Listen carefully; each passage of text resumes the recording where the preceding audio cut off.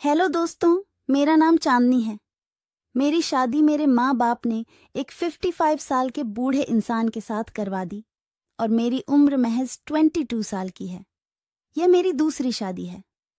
मेरी पहली शादी के कुछ दिन के बाद ही मेरे पति का देहांत हो गया था। सभी लोगों ने मेरे बाबा को यही कहा कि अभी तो इसकी पूरी जिंदगी पड़ी डीढ़ी हुई है, इसलिए इसकी दूसरी शादी करवा दो। क्योंकि मैं एक विधवा थी, इसलिए मुझे कोई दूसरा लड़का डहाका नहीं मिल रहा था। इसलिए मेरे बाबा ने एक 55 साल के व्यक्ति के साथ मेरी शादी करवा दी। मेरे पति अधिकतर अपने काम के सिलसिले में व्यस्त रहते थे और जैसे ही जब काम से वापस आते हैं तो थकान का बहाना बनाकर सो जाते हैं। मैं अपने पति के बिना अकेली बिस्तर पर तड़पती रहती हूँ। मुझे पति का सुख कभी भी नहीं मिला, क्योंकि मेरा पहला पति तो कुछ ही दिनों के बाद मर गया था और अब मेरा दूसरा पति मुझे पति का प्यार दे ही नहीं पाता। मुझे वैसे तो दिन भर कुछ भी काम नहीं करना पड़े डीहता, क्योंकि घर में एक नौकर रखा हुआ है। एक दिन हमारे नौकर की तबीयत थोड़ी खराब हो गई, इसलिए वह अपने बेटे को अपनी जगह कुछ दिनों के लिए काम पर भेज दिया था। अगले दिन जैसे ही हमारे नौकर का बेटा आता है तो उसको देखकर मेरे होश ही उदास जाते हैं, क्योंकि वह दिखने में कतई भी नौकर की तरह नहीं लग रहा था। एकदम गठीला मजबूत शरीर, उस पर से गोरा रंग, काली काली आंखें।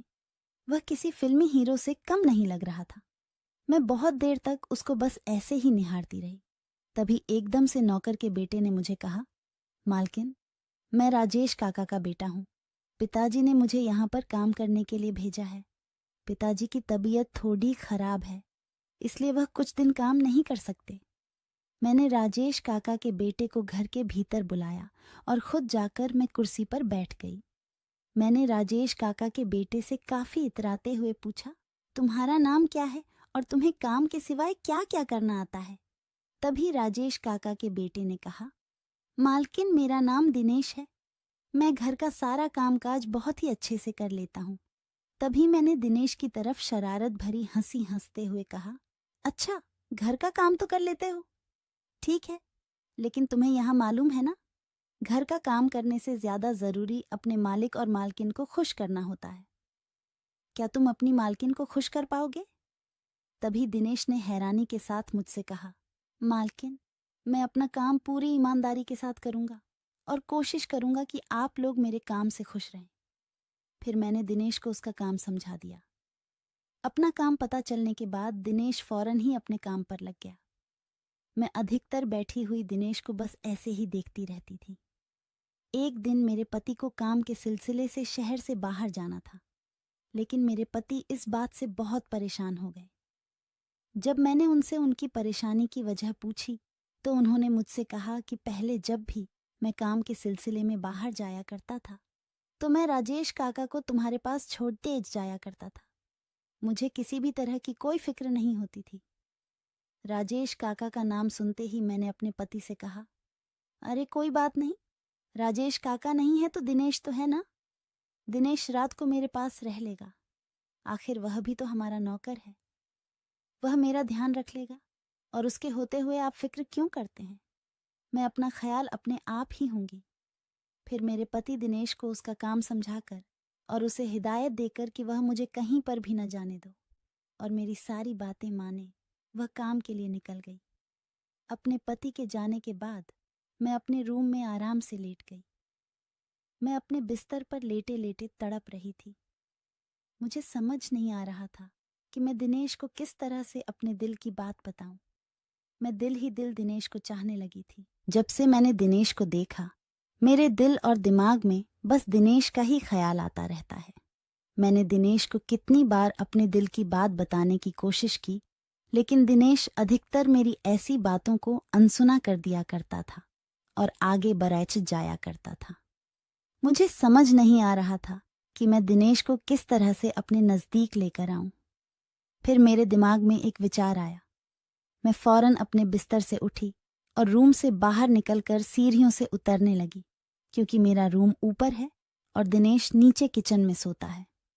सीढ़ियों से उतरती हुई जानबूझकर सीढ़ियों से नीचे गिर गई और सीढ़ियों से गिरती हुई मैं जोर जोर से चिल्लाने लगी।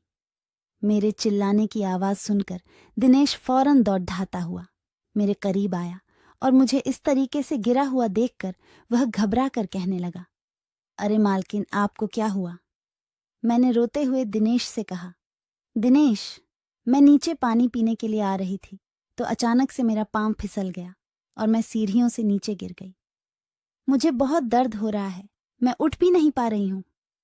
दिनेश ने मेरी हालत को देखकर मुझसे कहा, मालकिन, आप होले होले करके उठने की कोशिश कीजिए और अपने रूम में चलिए, फिर मैं फौरन डॉक्टर को बुलाकर ले आता हूं। लेकिन मैंने दिनेश को झूठ बोलते हुए कहा, नहीं दिनेश, मुझसे कतई भी नहीं उठा जा रहा, मुझे बहुत दर्द हो रहा है, तुम ही मुझे उठाकर मेरे रूम तक लेकर के जाओ, वरना मैं यहीं पर पड़ी हुई मर जाऊंगी। जब दिनेश के पास कोई उपाय नहीं रहा तो उसने मुझे अपनी गोद में उठा लिया। दिनेश की बाहों में मुझे ऐसा आराम मिल रहा था जैसे मेरे जन्मों की ख्वाहिश पूरी होने जा रही हो। दिनेश मुझे गोद में उठाकर एक एक करके सीढ़ियों चढ़ता जा रहा था और मैं उसकी बाहों में बाहें डाले उसके कांधे पर अपना सर रखे बस उसे देखे जा रही थी।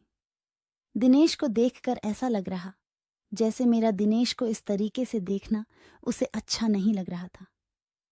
फिर दिनेश ने फौरन मुझे मेरे रूम में ले जाकर मेरे बिस्तर पर लेटा दिया। जैसे ही दिनेश ने मुझे मेरे बिस्तर पर लिटाया तो दिनेश से बिछड़ने के डर से मैं कतई घबरा गई और मैंने फौरन दिनेश की शर्ट पकड़ ली और उसे अपने नज़दीक खींचते हुए कहा, दिनेश, मुझे कहीं मत जाओ, मैं तुम्हारे बिना जी नहीं सकती, मैं मर जाऊंगी। देखो ना, मैं तुम्हारे बिना दर्द में कैसे तड़प रही हूं। तुम्हें मेरा यह दर्द दिखाई नहीं दे रहा है? क्या तुम्हें मेरा दर्द दिखाई नहीं देता? दिनेश ने मेरी एक भी बात का जवाब नहीं दिया और उसने बस खामोश से इतना कहा, मालकिन, मैं जरा जल्दी से जाकर डॉक्टर को बुलाकर लाता हूं। इतना कहकर दिनेश रूम से बाहर चला गया।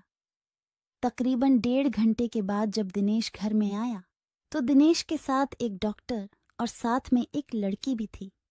डॉक्टर ने मेरा पांव देखा तो डॉक्टर ने कहा कि नहीं, ज्यादा कोई तकलीफ नहीं हुई है, बस कुछ दिन आराम करेगी तो ठीक हो जाएगा, और डॉक्टर ने मुझे दवाई दे दी। डॉक्टर के जाने के बाद दिनेश ने उस लड़की जो दिनेश के लिए कहा। जब दिनेश की बीवी चली गई तो दिनेश ने मुझसे कहा, मालकिन, हम लोग गरीब जरूर हैं लेकिन हम अपनी मान मर्यादा में रहना जानते हैं। मैं एक शादीशुदा हूं और मैं अपनी बीवी के साथ कभी भी धोखा नहीं कर सकता। आप अमीर लोग हैं, आप लोगों में धोखा देने का रिवाज होगा, लेकिन हम गरीबों में यह रिवाज नहीं है। फिर दिनेश इतना कहकर वहां से चला गया और उसके बाद से दिनेश की बीवी ही मेरी देखभाल करने लगी।